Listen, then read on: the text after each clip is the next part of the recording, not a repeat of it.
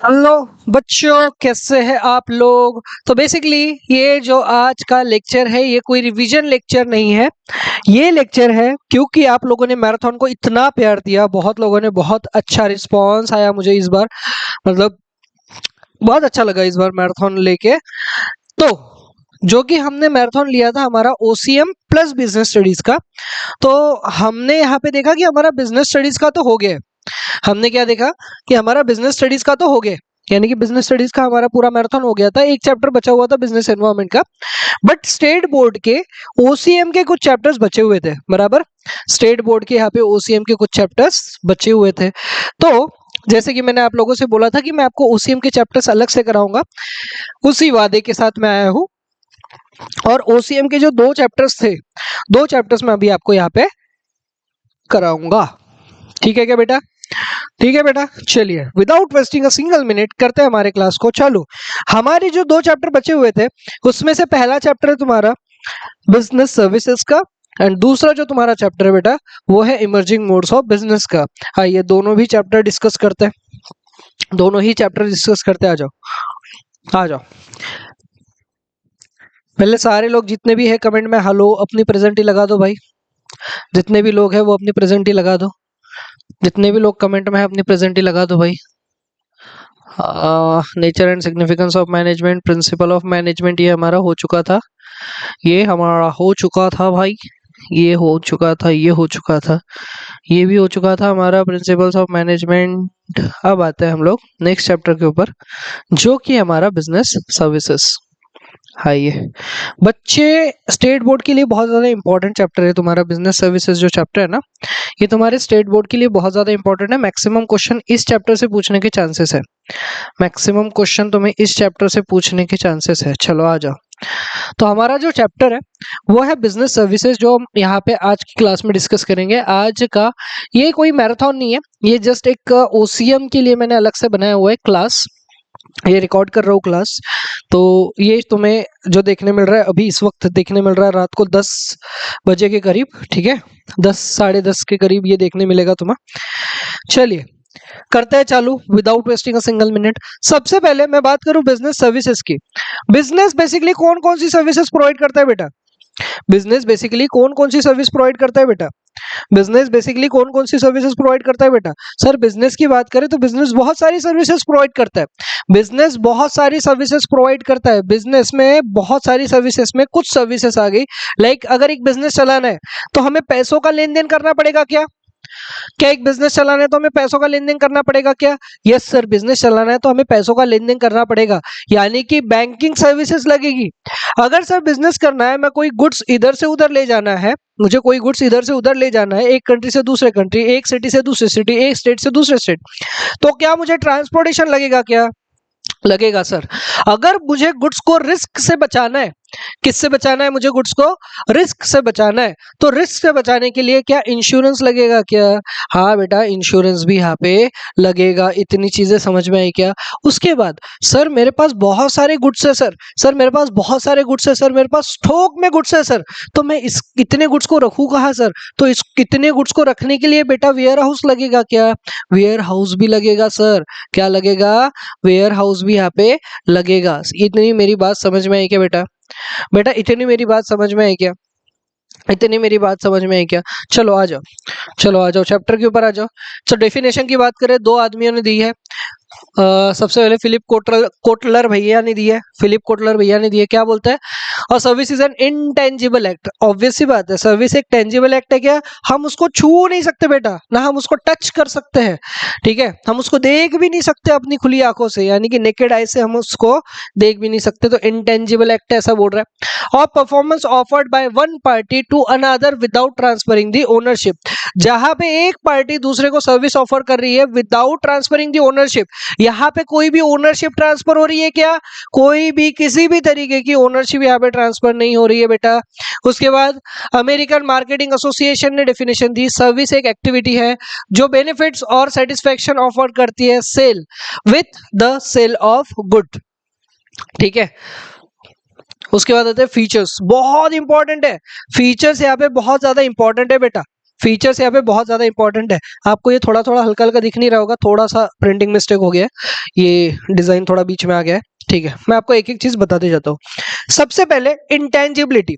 क्या आप कोई भी सर्विस को देख सकते हो? सर्विस मिल रही है, मिलती हुई सर्विस को देख सकते हो, बट जो सर्विस है उसको देख सकते हो क्या? नहीं सर, ना हम सर्विस को देख सकते हैं बेटा, ना हम सर्विस को छू सकते हैं। आप सर्विस को देख भी नहीं सकते, आप सर्विस को छू भी नहीं सकते, इसलिए सर्विस क्या होती है? इंटेंजिबल होती है। उसके बाद इनसेपरेबिलिटी। सर्विस को कभी भी सेपरेट नहीं किया जा सकता। इनसेपरेबल मतलब सर्विस को जब भी प्रोवाइड मतलब प्रोडक्शन होगा एंड जब भी कंजम्पशन होगा वो सेम टाइम पे होना चाहिए। मतलब जब सर्विस दे रहे हैं तो कस्टमर अवेलेबल होना चाहिए क्या? अवेलेबल होना चाहिए सर। सर्विस को स्टोर करके रख सकते हैं क्या? स्टोर करके नहीं रख सकते, इसलिए हम उसको बोलते हैं इनसेपरेबिलिटी। वो इनसेपरेबल है, आप उसको प्रोडक्शन को एंड कंजम्पशन को अलग अलग करके नहीं रख सकते, इसलिए हम उसको बोलते हैं वो इनसेपरेबल है। उसके बाद इनकंसिस्टेंट। इनकंसिस्टेंट मतलब मुझे बताओ इंडिया के अंदर या पूरी दुनिया के अंदर जितनी भी सर्विसेज होगी, इंडिया के अंदर या पूरी दुनिया के अंदर जितनी भी सर्विसेज होगी बेटा, क्या वो सारी सर्विस एक जैसी होती है क्या? सारी सर्विस एक जैसी होती है क्या? नहीं सर, सारी सर्विस एक जैसी नहीं होती। सारी सर्विसेज में कुछ ना कुछ, कुछ ना कुछ, कुछ ना कुछ, कुछ ना कुछ, कुछ ना कुछ तो डिफरेंस होता है ना बेटा। सारी सर्विसेज में कुछ ना कुछ तो डिफरेंस होता है ना, कि इंडिया में जितनी भी सर्विसेज दी जा रही है वो एक जैसी है, ऐसा है क्या कुछ? इंडिया के अंदर जितनी भी सर्विसेज दी जा रही है वो एक जैसी है, ऐसा कुछ है क्या? बताओ। इंडिया के अंदर जितनी भी सर्विसेज दी जा रही है वो एक जैसी है, ऐसा है क्या कुछ? सर ऐसा कुछ नहीं है, सर्विसेज सारी अलग अलग होती है। उसके बाद पेरिशेबिलिटी। क्या सर्विसेज को स्टोर किया जाता है? क्या सर्विसेज खराब होती है क्या? सर नहीं होती सर, सर्विसेज भाजी पाला थोड़ी है, सर्विसेज भाजी पाला थोड़ी है जो कुछ दिन यूज नहीं किया तो खराब हो जाएगा। सर्विसेज आप जब दे रहे हो तब ले लो, अदरवाइज ऐसा कोई खराब वाला तो कॉन्सेप्ट है नहीं। अभी मिल रही है तो ले लो, नहीं मिलेगी तो नहीं मिलेगी, खत्म भाई। Then non transferability. Non transferability, क्या आप सर्विस की ओनरशिप किसी को ट्रांसफर कर सकते हो? नहीं सर। गुड्स की कर सकते हो, लाइक ये फोन है, ये फोन है, ये फोन मैंने किसी को दे दिया, ये फोन मैंने किसी को बेच दिया, सपोज दे नहीं दिया, मैंने ये फोन किसी को क्या कर दिया? बेच दिया। अगर ये फोन मैंने किसी को बेच दिया, इसका मतलब ये फोन की ओनरशिप मैंने क्या उस पर्सन को ट्रांसफर की है क्या? बताओ, क्या मैंने ये फोन की ओनरशिप उसको ट्रांसफर कर दी? सर ओनरशिप ट्रांसफर होगी। वैसे ही सर्विसेज किसी को दे देना मतलब सर्विसेज की ओनरशिप ट्रांसफर हो जाना, ऐसा होता है क्या? सर्विसेज किसी को दे देना मतलब सर्विसेज की ओनरशिप ट्रांसफर हो जाना, ऐसा होता है क्या? नहीं सर, ऐसा नहीं होता है। सर्विस किसी को देना मतलब उसकी ओनरशिप ट्रांसफर करना नहीं होता है। उसके बाद कंज्यूमर पार्टिसिपेशन। बेटा गुड्स आप स्टोर करके रख सकते हो, गुड्स का वेयर हाउस रहता है, वेयर हाउस में आप गुड्स रख सकते हो, बट क्या सर्विसेज के लिए कोई भी वेयर हाउस है क्या? बेटा सर्विसेज के लिए कोई भी वेयर हाउस नहीं होता। सर्विसेज बेसिकली जब दी जाएगी, जब प्रोड्यूस होगी, उसी टाइम पे कंज्यूमर वहां पे अवेलेबल होना चाहिए। तो कंज्यूमर का पार्टिसिपेशन वेरी इसेंशियल होता है जब भी आप सर्विस को डिलीवर कर रहे हो। उसके बाद बिजनेस सर्विसेज। बिजनेस सर्विस क्या है? वही सारी चीजें पढ़ेंगे अभी जो हमने पढ़ा। Business service, the service helps in reducing risk, reducing business risk, improving efficiency, ensuring continuity of operation. ठीक है ठीक है ठीक है, इतनी चीजें हमें पता है, हमें ज्यादा का ज्ञान देने की जरूरत नहीं है बेटा, बिल्कुल नहीं दूंगा। ठीक है, ज्यादा का ज्ञान देने के लिए मैं यहाँ पे आया भी नहीं हूँ, मैं बस उतना ही ज्ञान दूंगा जितने की तुम्हें अभी इस टाइम पे जरूरत है। अभी तुम्हारे बोर्ड्स है नेक्स्ट मंथ, जितनी तुम्हें जरूरत है उतना ज्ञान तुम्हें मिलेगा, ध्यान दो। Type of business service. Business service के कितने कितने टाइप है मैंने बताया, कितने टाइप की सर्विसेज होती है बताओ। सर आपने बताया था अभी थोड़ी देर पहले कि पैसों का लेन देन करना है तो बैंक लगेगा, मतलब बैंकिंग सर्विसेज आ जाएगी। अगर आपने बताया सर बिजनेस मतलब कोई भी गुड्स को या सर्विसेज को अगर रिस्क से बचाना है तो इंश्योरेंस की जरूरत पड़ेगी। सर यस सर, इंश्योरेंस की भी जरूरत पड़ेगी। उसके बाद सर आपने और बताया अगर स्टोर करना है हमें गुड्स को कहीं पे, तो क्या उसके लिए वेयर हाउस की जरूरत पड़ेगी? हाँ वेयर हाउस की जरूरत पड़ेगी, ये बिजनेस की सर्विसेज है। उसके बाद सर आपने और बताया कि अगर हमें एक दूसरे से बात करनी या कम्युनिकेट करना है तो कम्युनिकेशन के माध्यम की भी जरूरत पड़ेगी। समझे क्या बेटा? इन सारी चीजों की आपको नीड होगी क्या? इन सारी चीजों की आपको जरूरत पड़ेगी क्या? यस सर, हमें इन सारी चीजों की भी यहाँ पे जरूरत पड़ेगी। ट्रांसपोर्ट की भी जरूरत पड़ेगी। हाँ, एक गुड्स एक जगह से दूसरी जगह, अगर एक जगह से दूसरी जगह अगर गुड्स आपको पहुंचाने हैं तो आपको ट्रांसपोर्टेशन की भी जरूरत रहेगी क्या? हाँ सर, ट्रांसपोर्टेशन की भी जरूरत रहेगी।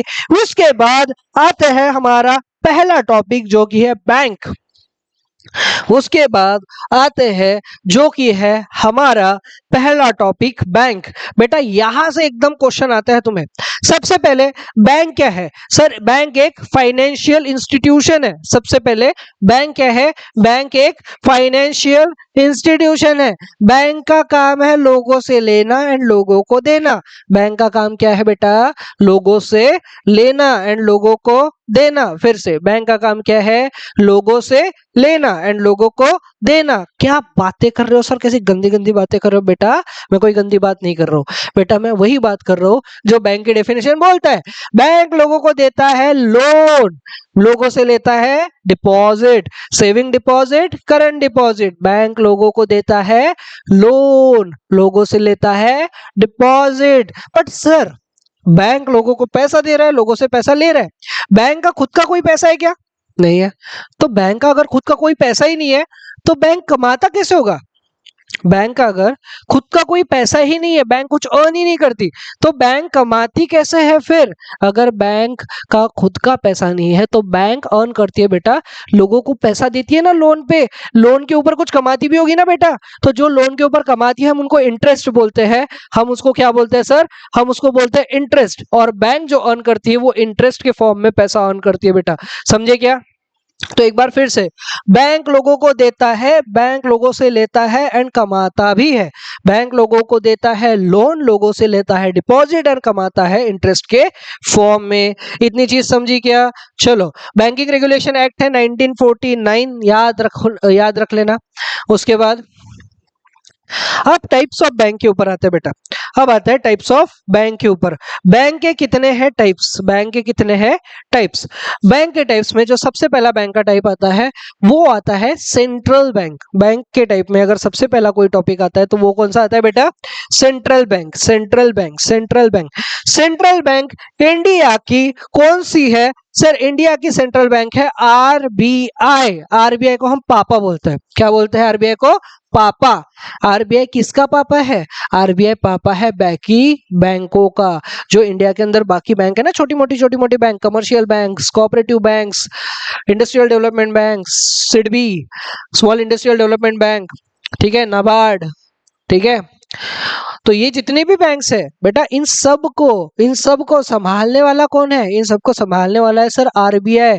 इसीलिए हम उनको बोलते हैं कि ये बीच में रहता है, ये सेंट्रल बैंक है, इसको हम पापा बोलते हैं। ये क्या है? फादर ऑफ ऑल बैंक्स या मदर ऑफ ऑल बैंक्स। कई लोगों को मम्मी बताया गया है, कई लोगों को पापा बताया गया है। मैं बोलता हूँ ये बाप है सारी बैंकों का। मैं बोलता हूँ ये बाप है सारी बैंकों का। क्या काम होता होगा सर इसका? मॉनेटरी पॉलिसीज बनाएगा बेटा, पॉलिसीज बनाएगा बेटा। Issue currency notes, currency note India के अंदर इशू करने का काम आरबीआई का है बेटा। बैंकर टू गवर्नमेंट, मतलब गवर्नमेंट की बैंक है ये। उसके बाद बैंकर्स बैंक, मतलब father of all bank. Bankers bank, बैंकों की bank, father of all bank. उसके बाद नेक्स्ट आता है कमर्शियल बैंक। तुम्हें पता है बैंक की जो एक्चुअल डेफिनेशन है कि लोगों से लेना, लोगों को देना और कुछ कमाना, ये जो बैंक की एक्चुअल डेफिनेशन है ना, ये कमर्शियल बैंक के लिए ही बनी हुई है। बैंक की जो एक्चुअल डेफिनेशन है ये कमर्शियल। तुम इंडिया में जितने भी बैंक तुम्हें पता होगे, तुम्हें तुम्हारे आसपास जितने भी बैंक पता होगे बेटा, ये सारे कमर्शियल बैंक है। जितने भी बैंक को तुम मेनली जानते होंगे, मतलब नॉर्मली तुम लोग जिन बैंकों को जानते होंगे वो सारे जनरली कौन से होते हैं? Commercial bank. सर कौन कौन से? फिर आप किसकी बात कर रहे हो? Central bank, yes.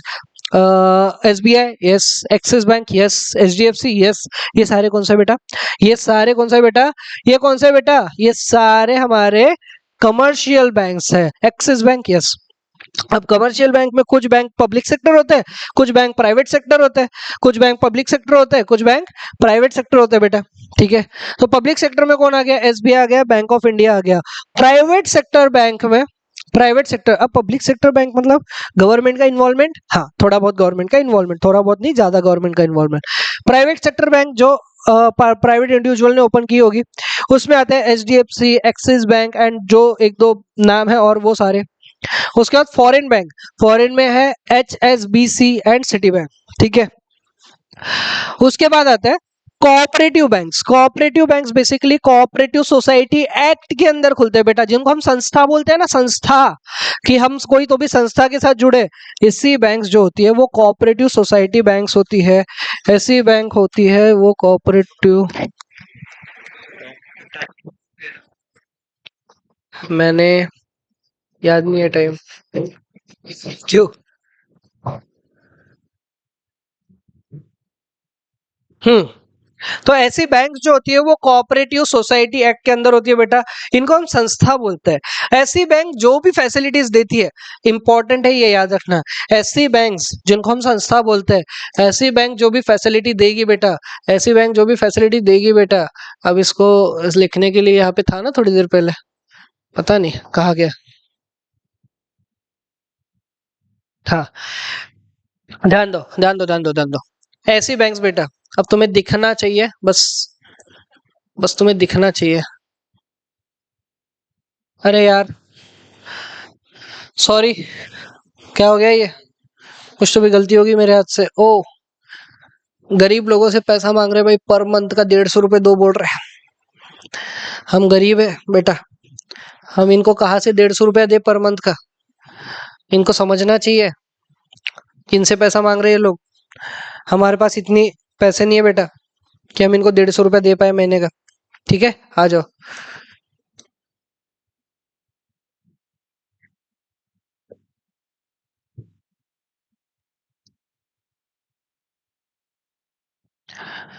ये क्या नई बात हो गई?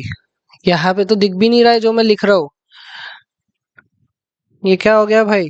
उससे अच्छा तो फिर मैं लिखू ही ना, उससे अच्छा तो फिर मैं लिखू ही ना यार। रेड इससे लिख सकते हैं क्या? अरे, what the fool is this? लाल इससे लिख सकते हैं क्या?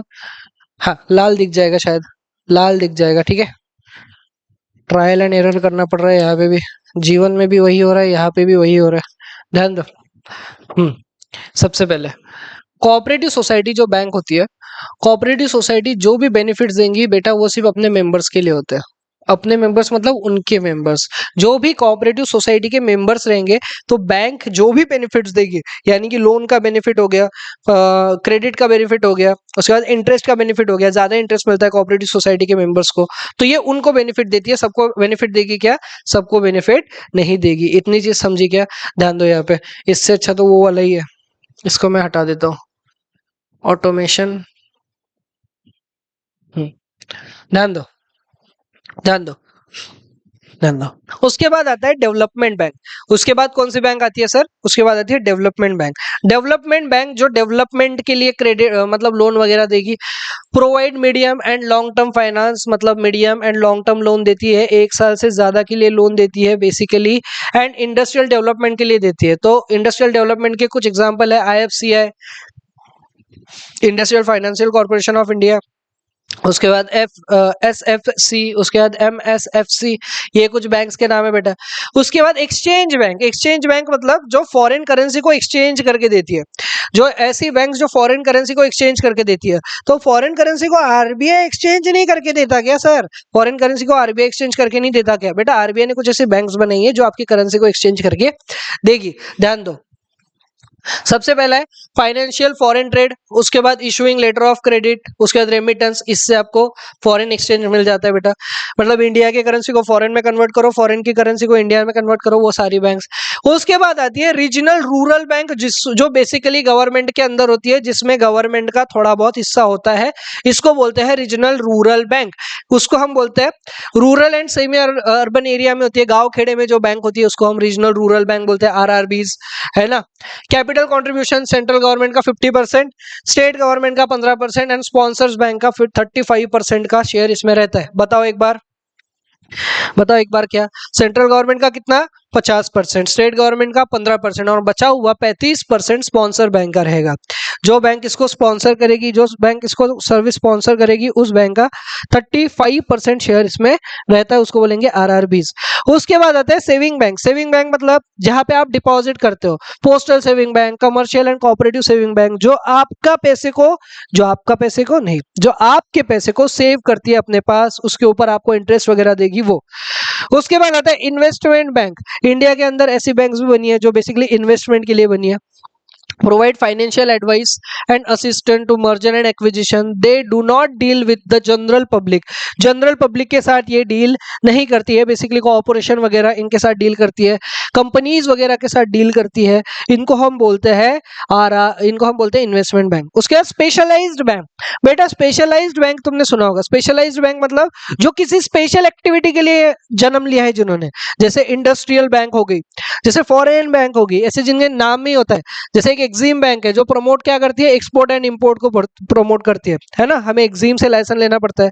ये सारी चीजें ये सारी चीजें ये सारे बैंक हमने यहाँ पे पढ़े। स्पेशलाइज बैंक जो स्पेशल काम के लिए आएगी।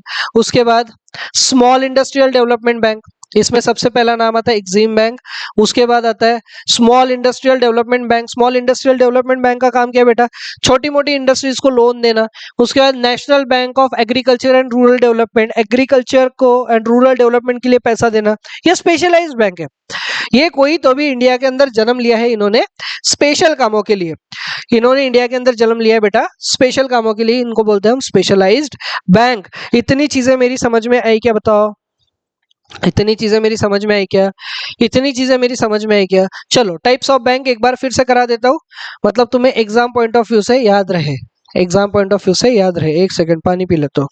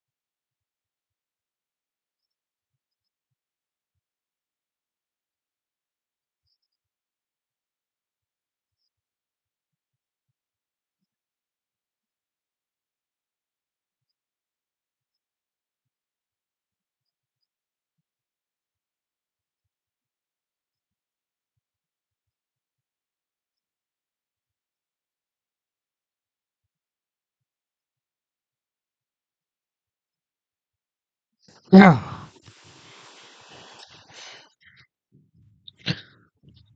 चलो बेटा ध्यान दो।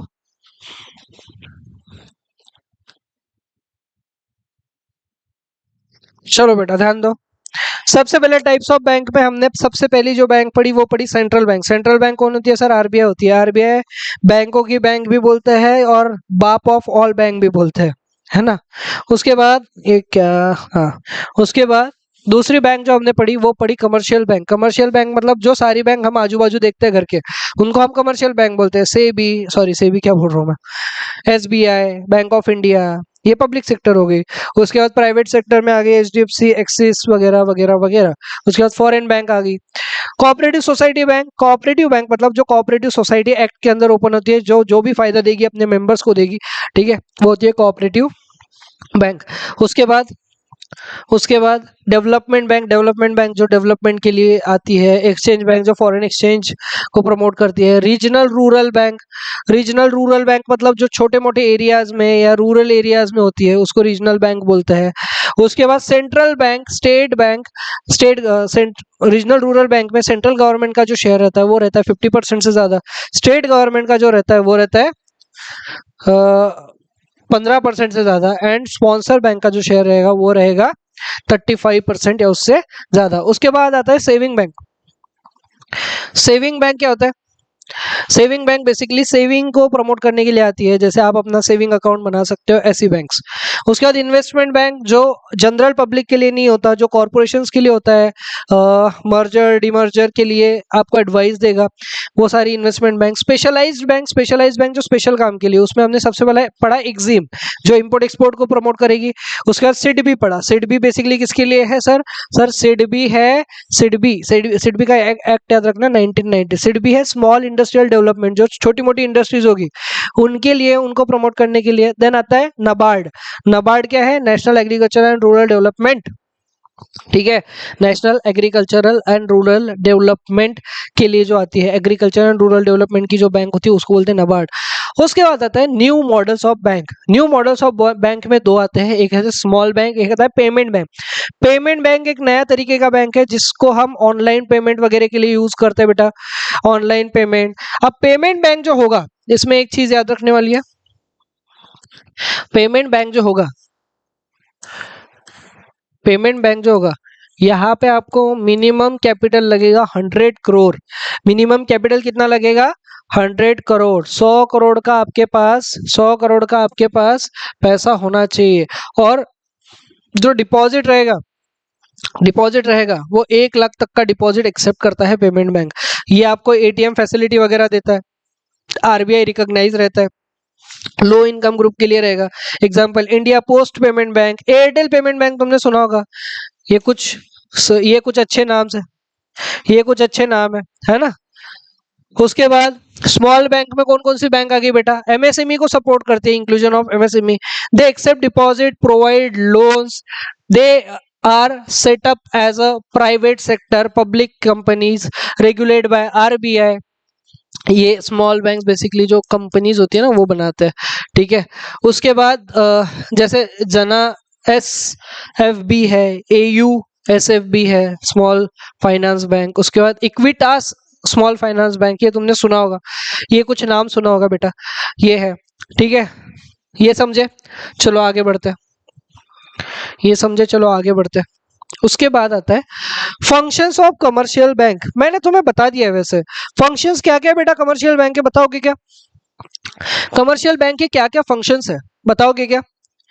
कमर्शियल बैंक के क्या क्या फंक्शंस है, बताओगे क्या? सर कमर्शियल बैंक के फंक्शंस अगर हम देखें तो फंक्शंस में जो पहला फंक्शन आता है जो कमर्शियल बैंक का, कमर्शियल बैंक का, वो आता है कि बैंक लोगों से लेती है और लोगों को देती है। लोगों से लेती है पैसा in the form of deposit, और लोगों को देती है loan in the form of loan.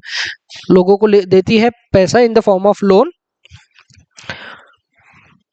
लोगों को देती है पैसा in the form of loan, and उसके बाद लोगों से लेती है इंटरेस्ट, मतलब अर्निंग जो होगी बैंक की वो रहेगी इंटरेस्ट के फॉर्म में, ठीक है क्या?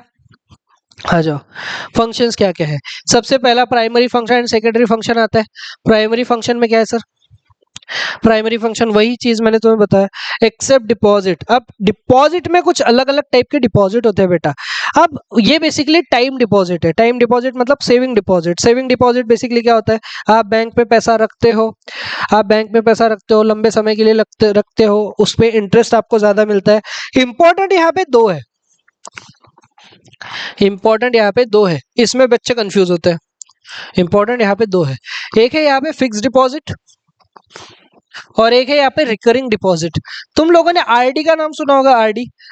सर हमारे घर से आरडी के पैसे लेके जाते हैं लोग, कैसे लेके जाते हैं? रोज लेके जाते हैं, आरडी के पैसे रोज लेके जाते हैं, एवरीडे लेके जाते हैं, या हफ्ते के लेके जाते हैं, एवरी वीक, या तो मंथली लेके जाते हैं, एवरी मंथ।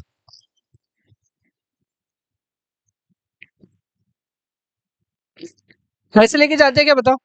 ऐसे लेके जाते हैं क्या? हाँ सर, ये तो वही होता है सर, इसी को बोलते हैं बेटा रिकरिंग डिपॉजिट। जहां पे आप मंथली जमा कर रहे हो अपना पैसा, जहां पे आप वीकली जमा कर रहे हो अपना पैसा, जहां पे आप डे वाइज या एवरीडे जमा कर रहे हो थोड़ा थोड़ा पैसा, इसको बोलते हैं रिकरिंग डिपॉजिट। इस डिपॉजिट पे आपको एट द मैच्योरिटी, जब भी ये मैच्योर हो जाएगा, यानी कि आपको पैसा जमा करते रहना है। जैसे मैं बोलूँ 26 महीने तक आपको करना है, 26 महीने तक करना है, तो 26 महीने में आप हर महीना 1000 रुपए करोगे। 1000 रुपए करने के बाद 26 महीने के 26,000 हो जाएंगे क्या? 26,000 पे आपको इंटरेस्ट मिलता है। तो 26,000 पे सपोज आपको एग्जाम्पल दे रहा हूँ, इतना नहीं मिलता है, 10% का इंटरेस्ट मिल रहा है, तो बेटा आपको कितना मिलेगा? 32,000। इतना पैसा मिलेगा आपको। 32,000 नहीं, सॉरी सॉरी सॉरी सॉरी 28,600 ऐसा मिलेगा ना। तो इतना पैसा आपको मैच्योरिटी पे मिलेगा इंटरेस्ट के साथ, है ना। मैंने 6,000 कहाँ से ले लिया, दिमाग नहीं चल रहा है। देन आता है फिक्स डिपॉजिट। बेटा फिक्स डिपॉजिट मतलब आपने शुरुआत में 5 लाई है, आपने शुरुआत में 1 लाख रुपए जमा कर दिए, 1 लाख रुपए 5 साल बाद मैच्योर होंगे। ये लमसम अमाउंट होता है, लमसम अमाउंट रहेगा। मतलब आपको जब आप डिपॉजिट करोगे तब एक साथ पूरा पैसा डालना होता है, और मैच्योरिटी पे जब भी ये मैच्योर होगा तो आपको इसके ऊपर इंटरेस्ट मिलेगा। तो 1 लाख जमा किया है, तो 5 साल बाद अगर मैच्योर हो रहे हैं, तो कई बार तो एक 7 साल का पीरियड रहता है जिसमें ये पैसा डबल हो जाता है, तो 2 लाख हो जाएगा। ऐसा भी होता है बेटा, समझे। पैसा डबल हो जाता है फिक्स डिपॉजिट में। एफडी करते हैं हम इसीलिए, एफडी सुना होगा, आरडी सुना होगा, यही है। समझे क्या? चलो आगे बढ़ते हैं, आगे बढ़ते हैं। उसके बाद आता है डिमांड डिपॉजिट। डिमांड डिपॉजिट में वही आ गया, current deposit and saving deposit. Demand के ऊपर है भाई, अभी निकालना है अभी निकालोगे, अभी डालना है अभी डालोगे, वो उसका कोई भी मैच्योरिटी पीरियड या फिक्स पीरियड नहीं रहता है। बट यहाँ पे सर आप बोल रहे हो saving deposit, saving account, current account किस किस के लिए होता है बताओगे क्या थोड़ा? किस किस के लिए होता है बताओगे क्या थोड़ा? किस किस के लिए होता है बताओगे क्या थोड़ा? बताता हूँ। सेविंग अकाउंट की अगर हम बात करें, सेविंग अकाउंट जनरल पब्लिक के लिए होता है बेटा, जनरल पब्लिक इसमें अपना पैसा रख सकती है। उसके बाद करंट अकाउंट, करंट अकाउंट किसके लिए होता है बेटा? करंट अकाउंट होता है बिजनेसमैन के लिए। करंट अकाउंट किसके लिए होता है बेटा? बिजनेसमैन के लिए। बिजनेस फॉर्म अनलिमिटेड ट्रांजेक्शन, जिसके अंदर कोई ट्रांजेक्शन्स की लिमिट नहीं है बेटा, ट्रांजेक्शन्स की कोई भी लिमिट नहीं है। अगर आप, हेलो भाई, अगर आप सेविंग अकाउंट की बात करो, अगर आप किसकी बात करो, सेविंग अकाउंट की बात करो, तो सेविंग अकाउंट में क्या कोई लिमिट रहेगी क्या? सर यस, सेविंग अकाउंट में एक लिमिट रहती है। किस, क्या रहती है? सेविंग अकाउंट में एक लिमिट रहती है कि मैं एक दिन में, प्रतिदिन एक दिन में 1 लाख से ज्यादा रुपया नहीं कर पाऊंगा। ये अलग अलग बैंक की अलग अलग लिमिट होती है, इतनी चीजें समझी क्या? अब current account holder, current account holder, current account holder अगर 10 लाख निकालना चाहता है या 10 लाख डालना चाहता है, तो 10 लाख डाल पाएगा क्या? सर वो कितना भी चाहे तो निकाल सकता है सर, 1 करोड़ चाहे तो 1 करोड़ निकाल सकता है, उसके लिए कोई भी लिमिट नहीं है। इतनी चीज समझ में आई बेटा? आगे बढ़ते हैं, आगे बढ़ते हैं। देन लोन देता है, जैसे मैंने तुम्हें बताया, लोन देगा, short term loan, long term loan, medium term loan. Sorry sorry बेटा, सॉरी सॉरी। हाँ, ध्यान दो। एक तो short term loan, short term loan की बात करें, ऐसा लोन होता है, शॉर्ट टर्म लोन बेटा ऐसा लोन होता है, शॉर्ट टर्म लोन बेटा ऐसा लोन होता है, कहा गया, हाँ, शॉर्ट टर्म लोन बेटा ऐसा लोन होता है जो 1 साल या 1 साल से कम के लिए होता है, लेस देन और अप टू 1 ईयर। उसके बाद मीडियम टर्म लोन जो 1 साल से 5 साल के लिए दिया जाता है। उसके बाद आता है सर शॉर्ट टर्म लोन जो लॉन्ग टर्म लोन जो मोर देन 5 इयर्स के लिए दिया जाता है। इतनी चीजें समझी क्या बेटा? इतनी चीजें समझी क्या बेटा? बेटा इतनी चीजें समझी क्या? चलो आगे बढ़ते हैं, आगे बढ़ते हैं, ध्यान दो, आगे बढ़ते हैं। अब एडवांस टाइप, आप क्या लोगों को एडवांस दे सकते हो? दे सकते हो सर। एक होता है कैश क्रेडिट, एक होता है ओवरड्राफ्ट फैसिलिटी। कैश क्रेडिट मतलब, कैश क्रेडिट मतलब सर कंटिन्यूस बोरो फैसिलिटी या हायर इंटरेस्ट रेट में आपको क्रेडिट रेट, मतलब कैश क्रेडिट आपको तुरंत लोन मिल जाएगा बट इंटरेस्ट रेट ज्यादा लगेगा। उसके बाद ओवरड्राफ्ट फैसिलिटी, ये समझो, ये मस्त है, ये समझो बेटा। ओवरड्राफ्ट फैसिलिटी, ओवरड्राफ्ट आपने नाम सुना होगा। ओवरड्राफ्ट फैसिलिटी क्या होता है समझो बेटा। ओवरड्राफ्ट फैसिलिटी वो फैसिलिटी है बेटा, ओवरड्राफ्ट फैसिलिटी बेटा वो फैसिलिटी है, ओवरड्राफ्ट फैसिलिटी वो फैसिलिटी है, ये जो मिलती है वो मिलती है सिर्फ करंट अकाउंट होल्डर को, करंट अकाउंट होल्डर को मिलेगी। इतना समझो बेटा। ओवरड्राफ्ट फैसिलिटी किसको मिलती है बेटा? ओवरड्राफ्ट फैसिलिटी मिलती है सर करंट अकाउंट होल्डर को ओवरड्राफ्ट फैसिलिटी मिलती है। करंट अकाउंट होल्डर को क्या मिलती है sir? Overdraft facility current account holder को मिलती है, ध्यान दो। उसके बाद तो ये current account facility sir, overdraft facility होता क्या है? सपोज करो करंट अकाउंट होल्डर के अकाउंट में 1 लाख रुपए है।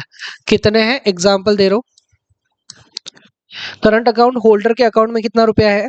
करंट अकाउंट होल्डर के अकाउंट में रुपया है 1 लाख रुपए। अगर वो 1 लाख से ज्यादा निकालना चाहता है अकाउंट से, तो क्या निकाल सकता है क्या? क्या वो 1 लाख से ज्यादा पैसा अपने अकाउंट से निकाल सकता है क्या? क्या वो 1 लाख से ज्यादा पैसा अपने अकाउंट से निकाल सकता है क्या? श्योर निकाल सकता है सर, वो 1 लाख से ज्यादा पैसा अपने अकाउंट से निकाल सकता है।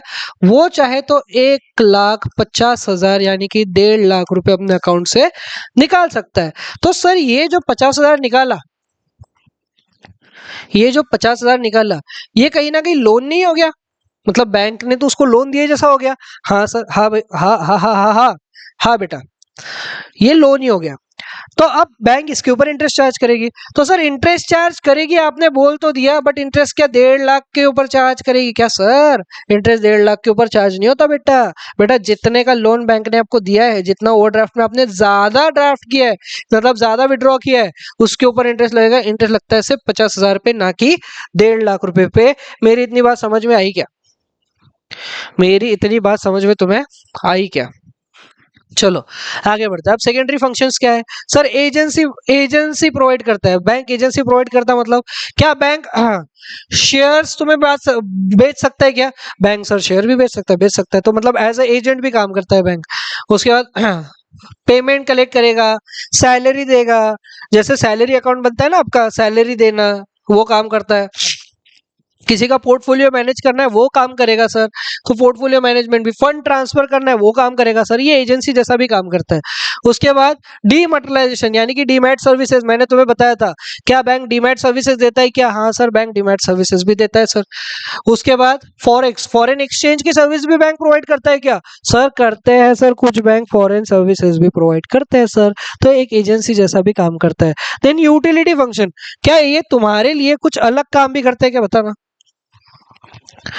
हाँ, क्या तुम्हारे लिए कुछ अलग काम भी करेंगे क्या? क्या तुम्हारे लिए कुछ अलग काम भी करेंगे क्या? करेंगे। क्या बैंक आपको एटीएम सर्विस प्रोवाइड करता है? क्या बैंक आपको एटीएम सर्विस प्रोवाइड करता है?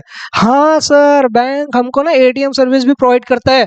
अब एटीएम का फुल फॉर्म क्या होता है, ये बताओगे क्या सर? अरे सर आप रहने दो, सर आप रहने दो, हम बताते हैं। एटीएम का फुल फॉर्म होता है सर एनी टाइम मनी। क्या होता है? Any time money. गधे, यहां से मैं कुछ उठा के फेंक के मारूंगा तेरे को कैमरे में। हाँ, कुछ भी बोल रहा है घर पे बैठे बैठे। एनी टाइम मनी होता है? बोर्ड है तेरा next month, any time money होता है?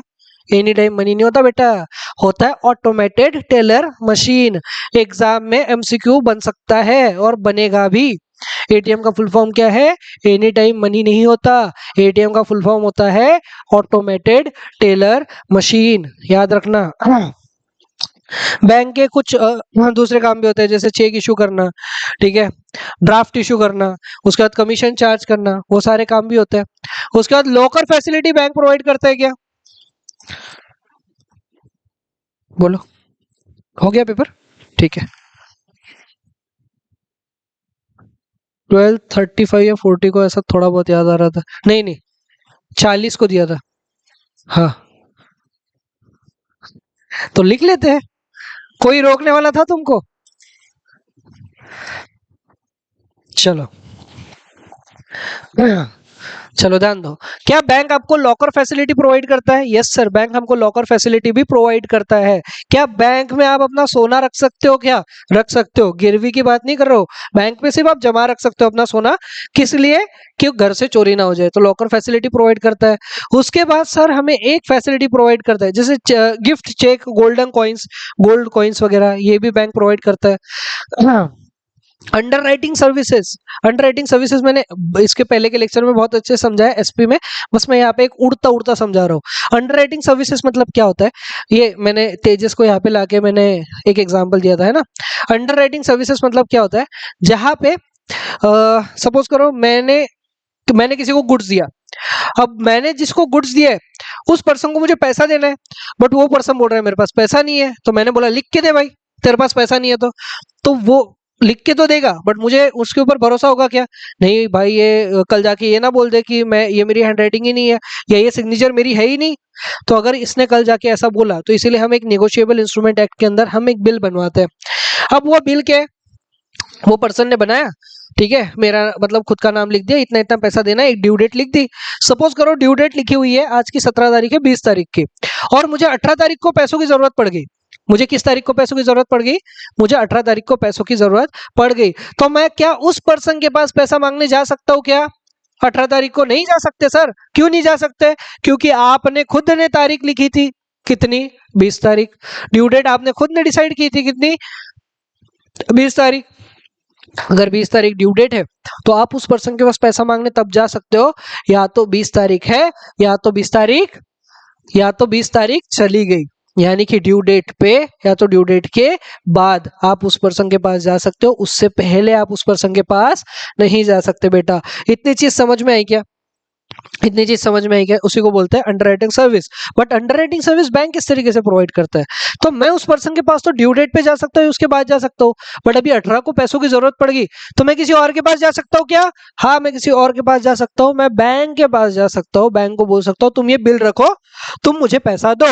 तो बैंक बिल रख लेगा, आपको पैसा दे देगा खुशी खुशी। ऐसा होता है क्या? नहीं, बैंक बिल रखता है, आपको पैसा देता है, बट उसके लिए बैंक चार्ज करता है अपना कमीशन।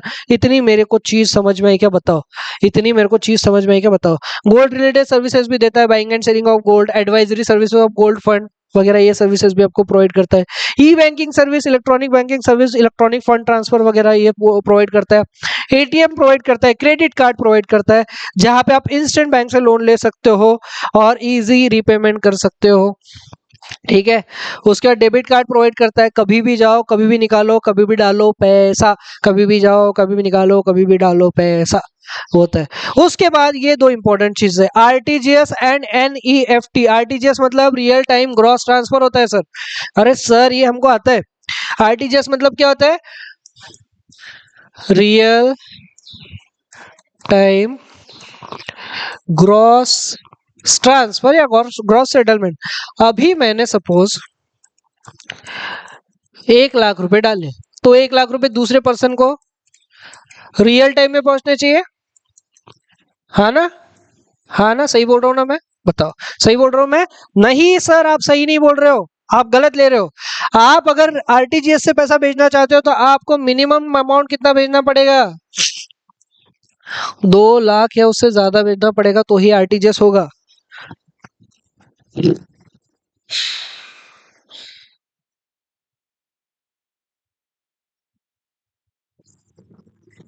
बताओ, आरटीजीएस कब होगा? जब आप 2 लाख या उससे ज्यादा अमाउंट भेजोगे, तो ही आरटीजीएस होगा, अदरवाइज आरटीजीएस पॉसिबल नहीं है।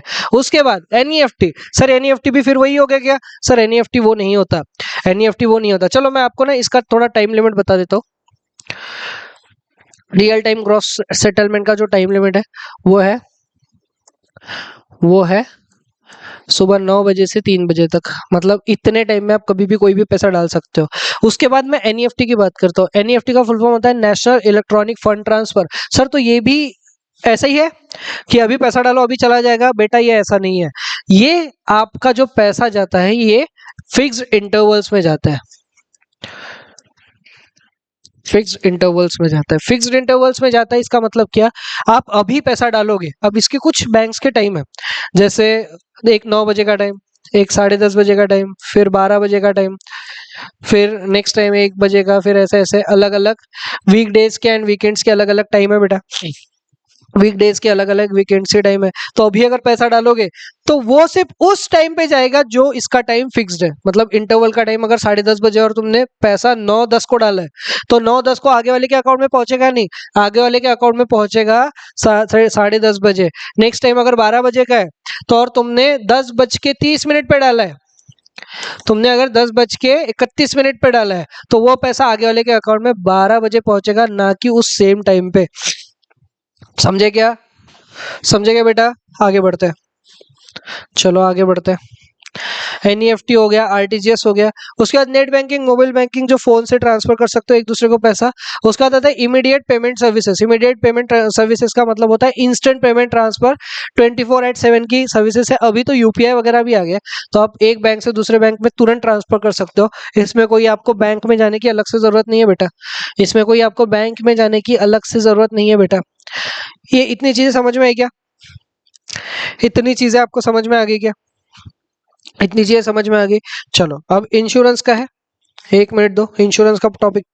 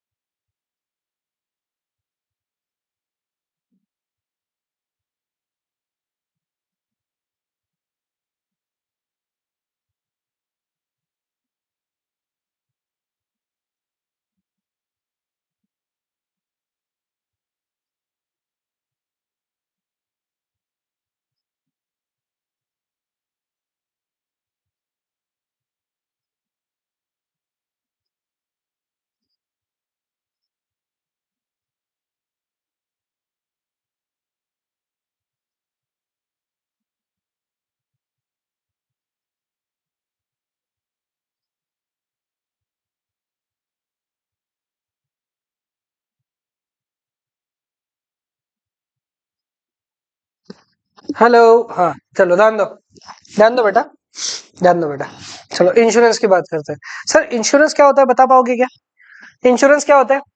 इंश्योरेंस क्या होता है? इंश्योरेंस, इंश्योरेंस मतलब सर कि हम आपको आश्वासन देते हैं। क्या देते हैं? हम आपको आश्वासन देते हैं कि कल जाके अगर आपके प्रोडक्ट का कुछ भी हुआ तो उसकी जिम्मेदारी कौन लेगा? उसकी जिम्मेदारी लेंगे हम। यानी कि इसीलिए, यानी कि अगर कल जाके तुम्हारा प्रोडक्ट डैमेज होता है, कि कल जाके प्रोडक्ट तुम्हारा डैमेज हो जाता है या तो तुम्हारे प्रोडक्ट लीकेज हो जाता है, ये सारी चीजें होती है, तो इसकी जो भी जिम्मेदारी रहेगी वो हम लेंगे। इसको बोलते हैं इंश्योरेंस, या बोलते हैं इंश्योर्ड करना। ठीक है। Insurance is a contract between दो लोगों के बीच में इंश्योरेंस का कॉन्ट्रैक्ट होता है। एक जो इंश्योरेंस बेच रहा है, एक जो इंश्योरेंस बेच रहा है घर पे आके बोलता है जीने से ज्यादा मरने के फायदे बताता है बेटा। घर पे आके जीने से ज्यादा मरने के फायदे बताता है। तुम अगर मर गए तो तुम्हारी फैमिली को ये मिलेगा, तुम अगर मर गए तो तुम्हारी फैमिली को वो मिलेगा। आदमी जीते जी सोचने लग जाता है कि मैं मर क्यों ना जाऊं एक बार, इतने फायदे हैं तो, मेरे मरने के इतने फायदे हैं तो मैं मर क्यों ना जाऊं एक बार। तो इंश्योरेंस में दो लोग होंगे, एक पर्सन जो इंश्योरेंस बेच रहा है उसको बोलेंगे इंश्योरर, और एक जो पर्सन जिसको इंश्योरेंस मिल रहा है यानी कि पॉलिसी होल्डर, उसको हम बोलेंगे इंश्योर्ड पर्सन। ठीक है, ये याद रखना, एग्जाम के लिए याद आएगा, मतलब एग्जाम के लिए काम का है। जो पर्सन आपको बेच रहा है वो है इंश्योरर, और जिसको बेचा जा रहा है वो है इंश्योर्ड पर्सन। ठीक है। The primary objective of insurance is a risk protection, financial security and a reduction of uncertainty. Principle of insurance, insurance के प्रिंसिपल बहुत ज्यादा इंपॉर्टेंट है एग्जाम के लिए। एग्जाम में डायरेक्ट क्वेश्चन आ सकता है, explain the principle of insurance. तो सबसे पहला प्रिंसिपल है इंश्योरेंस का, प्रिंसिपल ऑफ ऑटमोस्ट गुड फेथ। बेटा प्रिंसिपल ऑफ ऑटमोस्ट गुड फेथ क्या बोलता है समझो। प्रिंसिपल ऑफ ऑटमोस्ट गुड फेथ बोलता है कि एक पर्सन जो कि इंश्योरेंस बेच रहा है और जिसको बेचा जा रहा है, दोनों के बीच में आपसी बातें पूरी होनी चाहिए। मतलब जो बेच रहा है उसने सारी पॉलिसीज के बारे में बताना चाहिए, एक्सप्लेन करना चाहिए प्रॉपरली। जो खरीद रहा है उसके बारे में, पॉलिसी बेच रहा है उसको पता होनी चाहिए सारी चीजें। ठीक है। Disclose all material fact honestly and fully. अगर आप ऐसा नहीं करते हो तो फिर ये false information render the policy void. False information दी तो पॉलिसी आपकी खत्म होने के चांसेस ज्यादा है। उसके बाद principle of insurable interest. Principle of insurable interest का मतलब होता है, प्रिंसिपल ऑफ इंश्योरेबल इंटरेस्ट का मतलब होता है कि अगर आपने खुद के घर का, अगर आपने खुद के घर का एग्जाम्पल दे रहा हूं, अगर आपने खुद के घर का इंश्योरेंस लिया हुआ है और कभी जाके आग लग के बाजू का घर जल गया, तो आप बाजू के घर वालों के जलने की वजह से उसका इंश्योरेंस मांगोगे क्या? उसका इंश्योरेंस का पैसा मांगोगे क्या? नहीं मांग सकते सर। तो प्रिंसिपल ऑफ इंश्योरेबल इंटरेस्ट वही बोलता है कि आपका फाइनेंशियल इंटरेस्ट उसी का मिलेगा जिस चीज का आपने इंश्योरेंस लिया हुआ है। देन है प्रिंसिपल ऑफ इंडेमनिटी। इंडेमनिटी मतलब समझो बेटा, इंडेमनिटी मतलब समझो, ये बोलता है कि आपने आपने आपकी प्रॉपर्टी जो जली थी वो जली थी 50,000 की, या एक एग्जांपल ले लेते हैं, आपको लॉस हुआ सपोज 50,000 रुपए तक का, तो क्या आप उससे अपनी अर्निंग करने के लिए 50,000 से ज्यादा मांग सकते हो क्या इंश्योरेंस कंपनी से? बताओ, क्या आप 50,000 से ज्यादा मांग सकते हो क्या? नहीं मांग सकते हो सर। आपको उतना ही मिलेगा जितने का आपका लॉस हुआ है, इसलिए बोलते हैं principle of indemnity. Insurance provide compensation only the extent of actual loss suffered. मतलब जितने का तुम्हें लॉस हुआ है उतने का ही इंश्योरेंस का पैसा मिलेगा, उससे ज्यादा इंश्योरेंस का पैसा नहीं मिलेगा बेटा। एग्जाम्पल दिए हुए मैंने। देन आता है प्रिंसिपल ऑफ सब्रोगेशन। मस्त है ये मेरा पर्सनल फेवरेट है। सब्रोगेशन मतलब होता है, सब्रोगेशन मतलब होता है, एक एग्जाम्पल देके समझाता हूं तो तुम्हें ज्यादा अच्छे समझ में आएगा। हाँ ध्यान दो, यहाँ पे एक पार्टी है, ठीक है, इसको हम बोलते हैं इंश्योरेंस कंपनी। क्या बोलेंगे? Insurance company. यहाँ पे एक पर्सन है, यहाँ पे एक पर्सन है, बढ़िया नाचते हुए, हेडफोन्स लगाए हुए, बढ़िया नाचते हुए हेडफोन्स लगाते हुए रास्ते से जा रहा था। दिख नहीं रहा है क्या तुमको? ठीक है, बस मैनेज करो। उसके बाद ये रास्ते से जा रहा था और यहाँ से एक बाइक पे एक आदमी आ रहा था।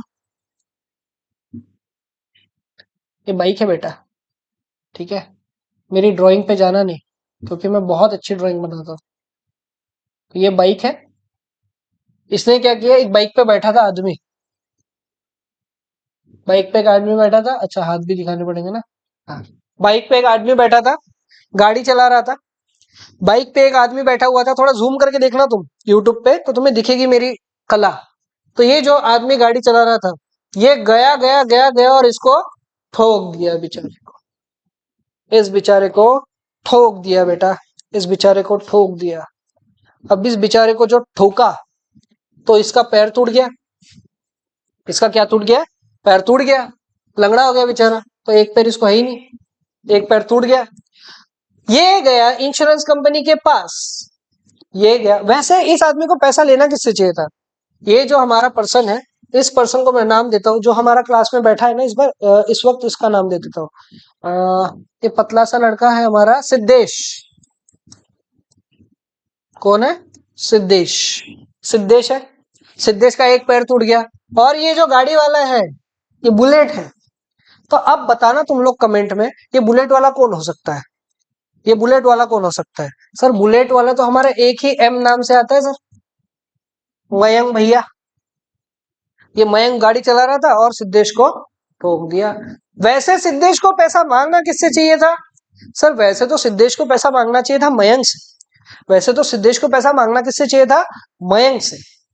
सिद्धेश गया कंपनी के पास, इंश्योरेंस कंपनी के पास, कि भाई मेरा पैर टूटा है, मेरे को 40,000 का नुकसान हुआ, आप मुझे मेरे 40,000 दो। क्या सिद्धेश को 40,000 मिलेंगे? क्या बेटा सिद्धेश को 40,000 मिलेंगे? सर यस, कंपनी 40,000 सिद्धेश को दे देगी। आप ये बताओ, आप बताना क्या चाहते हो? मेरे को हिचकी आ रही है, कोई तो भी बहुत जोरों से याद कर रहा है बेटा। तो आप बताना क्या चाहते हो? अब कंपनी ने इसको पैसा दे दिया 40,000। अब कंपनी का क्या बेनिफिट है भाई? कंपनी का क्या बेनिफिट है? कंपनी का तो लॉस हो गया, अचानक से 40,000 देना पड़ा। कंपनी कंपनी को ये भी बोल सकती थी कंपनी की, सिद्धेश बेटा मयंक से जाके पैसे लो, हमारे पास क्यों है? बट इसी को हम बोलते हैं प्रिंसिपल ऑफ सबरोगेशन। सबरोगेशन का मतलब होता है बेटा कि जब भी कोई पार्टी है, इंश्योर्ड पार्टी, वो इंश्योरेंस कंपनी से पैसा लेगी, तो जिसकी वजह से लॉस हुआ, यानी कि लॉस मयंक की वजह से हुआ था, तो ये जो कंपनी रहेगी, कंपनी के पास पूरे राइट आ जाते हैं मयंक से पैसा वसूल करने के बेटा। वैसे मयंक से पैसा किसने वसूल करना था? वैसे तो मयंक से पैसा वसूल करना था सिद्धेश ने, बट सिद्धेश ने इंश्योरेंस कंपनी से पैसा वसूल कर लिया। अब इंश्योरेंस कंपनी किससे वसूल करेगी बेटा? अब इंश्योरेंस कंपनी वसूल करेगी बेटा किससे? मयंक से। तो जो सिद्धेश के राइट है वो अब किसके पास आ गए बेटा? अब सिद्धेश के राइट जो आ गए वो मयंक के पास, कंपनी के पास आ गए।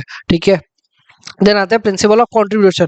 जब भी हम इंश्योरेंस लेंगे तो क्या इंश्योरेंस का पैसा आपको सिर्फ कंपनी कंट्रीब्यूट करेगी क्या? नहीं सर, कंपनी कंट्रीब्यूट नहीं करती है। कंट्रीब्यूशन दोनों तरीके से होता है, कंट्रीब्यूशन दोनों तरीके से होता है, दोनों तरफ से होता है। अब जो ये यानी कि इंश्योर्ड पर्सन, जो पॉलिसी होल्डर है, वो जो कंट्रीब्यूशन करेगा, उस कंट्रीब्यूशन का नाम क्या है? उस कंट्रीब्यूशन का नाम है सर प्रीमियम का पैसा। उस कंट्रीब्यूशन का नाम क्या है? इंश्योरेंस प्रीमियम का पैसा आप भरते हो। ठीक है, देन आता है principle of proximate cause. Principle of proximate cause का मतलब होता है, प्रिंसिपल ऑफ प्रोक्सीमेट कॉज का मतलब होता है, अगर आपने किसी पर्टिकुलर चीज का इंश्योरेंस लिया हुआ है, सपोज मैंने करो हाउस, मेरे घर का इंश्योरेंस लिया हुआ है, अगर घर को जाके कल कुछ हो जाता है तो उसका लॉस मिलेगा, और मैंने खुद का इंश्योरेंस नहीं लिया है और मुझे भी कुछ हो जाता है तो मुझे उसका लॉस नहीं मिलेगा। सपोज मैंने फायर इंश्योरेंस लिया है और कोई लॉस हुआ है आग की वजह से, यानी कि आग लगने की वजह से इंश्योरेंस हुआ है, तो मुझे लॉस उसका मिलेगा, अदरवाइज मुझे उसका लॉस नहीं मिलेगा। उसको बोलते हैं प्रोक्सीमेट कॉज। देन आते हैं सर टाइप ऑफ इंश्योरेंस। सबसे पहला लाइफ इंश्योरेंस। लाइफ इंश्योरेंस में term life insurance. Term life insurance मतलब जो एक फिक्स टर्म का रहेगा। होल लाइफ इंश्योरेंस जो पूरे टाइम का रहेगा। Endowment insurance. एंडोमेंट इंश्योरेंस मतलब यहाँ पे दो चीज है, या तो मैच्योरिटी और डेथ। ये इंपॉर्टेंट है, ध्यान दो। एंडोमेंट वाला इंपॉर्टेंट है, एंडोमेंट वाला इंपॉर्टेंट है। या तो मैच्योरिटी, सपोज करो ये मैच्योर होने वाला था 1 साल में, ये मैच्योर कितने टाइम में होगा? 1 साल के अंदर ये मैच्योर होगा, और तुम्हारी डेथ होगी 6th मंथ में, 6th मंथ में तुम्हारी डेथ हो गई। तो अब इसका पैसा कब मिलेगा? मैच्योरिटी के बाद या डेथ के बाद? सर हम बोलते हैं यहाँ पे दोनों कंडीशन अप्लीकेबल होगी, या तो ये या तो ये, इन दोनों में से जो जल्दी होगा, मतलब बोलता है विच एवर इज अर्लियर, मतलब जो पहले होगा तब आपको पैसा मिल जाएगा। या तो डेथ पहले होगी तो डेथ के टाइम पे पैसा मिल जाएगा, या तो आपकी मैच्योरिटी पहले होगी तो मैच्योरिटी के टाइम पे पैसा मिल जाएगा। उसके बाद आता है बेटा मनी बैक पॉलिसी, जहाँ पे आपको पैसा आपका एक फिक्स टाइम बाद वापस मिलेगा। उसके बाद आता है unit link insurance policy, combined insurance plus investment, मतलब इन्वेस्टमेंट के नाम पे डालो वो आपका इंश्योरेंस भी होगा, ऐसा है, ऐसी भी पॉलिसी होती है। Then fire insurance, lightning policy, explosion policy, riot and strike policy, fire policy, सब इसमें इंक्लूड होता है। मरीन पॉलिसी, अब मरीन में हल इंश्योरेंस, हल एक टाइप का बोट है। कार्गो इंश्योरेंस, फ्रेट इंश्योरेंस, ये आपको इंश्योरेंस उसके अंदर कवर होते हैं बेटा। उसके बाद हेल्थ इंश्योरेंस में मेडिकल इंश्योरेंस कवर हो गया, surgery and cashless treatment facility, ये सब आ गया उसमें। मोटर इंश्योरेंस में थर्ड पार्टी इंश्योरेंस आपने सुना होगा, मतलब आपकी वजह से किसी को लॉस हुआ तो वो उसमें कवर हो जाता है, मतलब उसका लॉस उसमें कवर हो जाता है, थर्ड पार्टी का एक्सीडेंट का लॉस। कॉम्प्रिहेंसिव इंश्योरेंस एक होता है। अब उसके बाद आते हैं बेटा वेयर हाउस के टाइप्स, वेयर हाउस के टाइप्स आएंगे।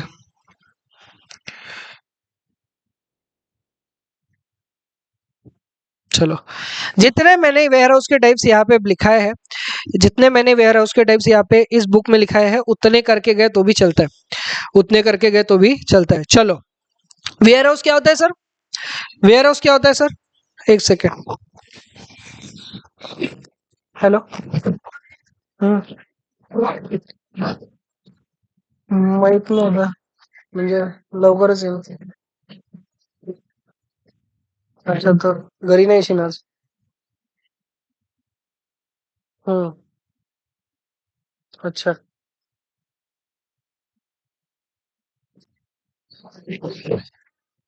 अच्छा ठीक है।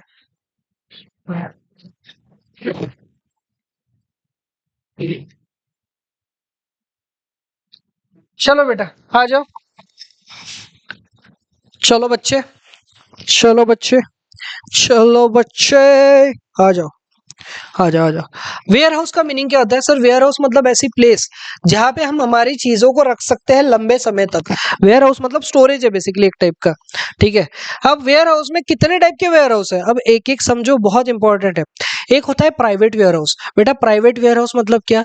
मेरी किराने की दुकान है, मेरी किराने की दुकान के बाजू में मैंने और एक किराने की दुकान बट खाली रखी है, वहां पे मैं गोडाउन जैसा उसको यूज करता हूँ, तो वहां पे सिर्फ मैं गुड्स रख सकता हूँ या कोई और भी रख सकता है? सर वहां पे सिर्फ मैं गुड्स रख सकता हूँ, क्योंकि वो मेरा प्राइवेट है, वो मेरा खुद का है। समझ में आया क्या? तो उसको बोलते हैं हम प्राइवेट वेयर हाउस। जो हमारा खुद का होता है उसको हम क्या बोलेंगे बेटा? उसको हम बोलेंगे प्राइवेट वेयर हाउस बोलेंगे बेटा।